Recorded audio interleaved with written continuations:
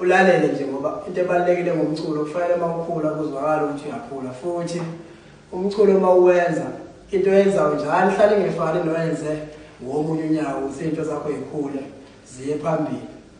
noma mhlambe into zakho igcine mhlambe zihluka kwezabanye abantu noma mawenza ama-CD amaningi wenze ngoba ngampela ufana nathi ukwazi ukuthi uhlukanise izinto ungenza ama-CD amaningi igcine kodwa sedlala into efanayo ngoba lokho kuzokwenza ukuthi vele ufane nokuthi uwaste imali yokurekhoda e-studio ngoba vele kuphuma into eyodwa efanayo ayihlukane izinto kuzwakala ukuthi lento eyenzayo ngampela ikhono likhono lokuthi uyenze enye into ngaphezulu kwenye ngoba njengamanje ngoba kuyithala kaShafuza eliphumayo asikakawuvali unyaka seza amancukumane sazi kuyozwakala impela uNovember yes kodwa njengamanje nasikho-ke lapha sidlule kumancukumane nawo siyeza isikhathi sawo siyokhuluma kanje nawo masekushaya isikhathi sokuthi atholakale bafowethu ngizofika naye ingoma eThekwini